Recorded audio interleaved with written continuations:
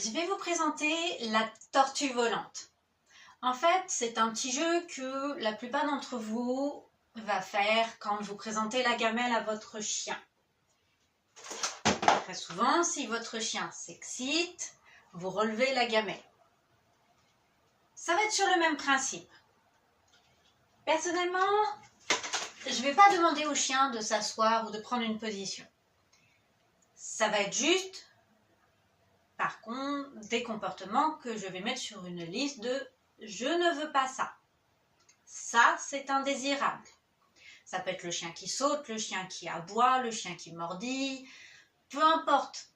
Et là, ça va être à généraliser sur un ensemble d'éléments qui ne va pas être que la gamelle. Ça peut être un jouet, ça peut être une friandise, ça peut être vous-même, ça peut être n'importe quoi. Une tortue, pourquoi j'ai choisi une tortue? Un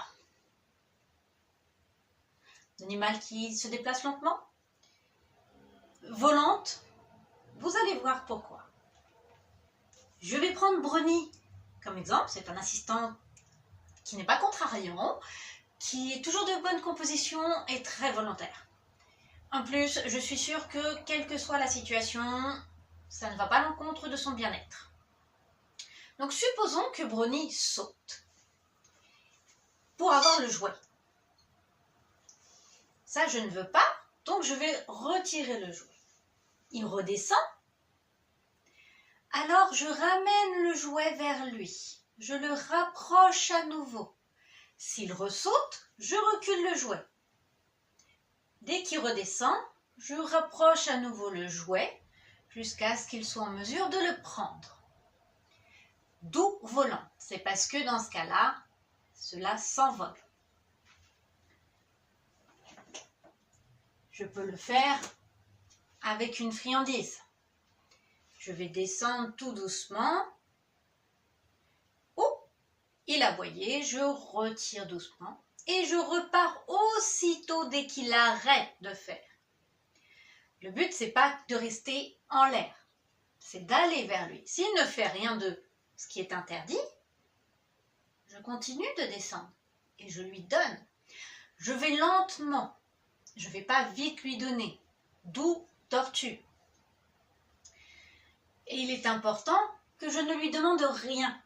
Mon objectif, c'est de pouvoir le faire réfléchir, qu'il comprenne que c'est ses comportements qui lui permettent d'obtenir quelque chose plus rapidement, quelque chose qu'il apprécie.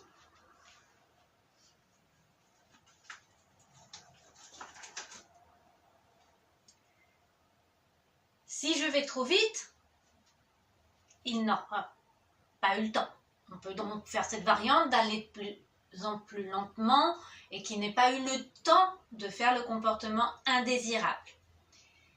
Si je lui demande quelque chose, assis, au sol, peu importe, lui, ce qu'il va envisager, c'est d'obéir s'il connaît les comportements, s'il est capable de les généraliser, quel que soit son état émotionnel à ce moment-là.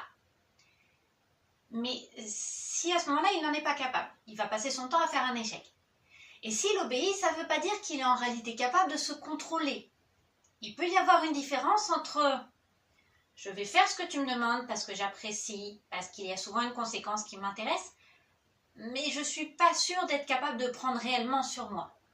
Mon objectif avec la tortue volante, c'est que le chien réfléchisse sans que nous induisions quoi que ce soit.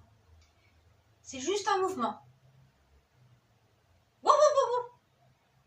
Il s'arrête, je redescends. Le chien à ce moment-là voit « ouh, ça s'en va dès que je fais tel comportement. Je vais essayer autre chose. Ah, ça s'en va aussi. Ah, ça bouge plus et ça vient plus vite vers moi. J'ai pas à attendre plus longtemps. »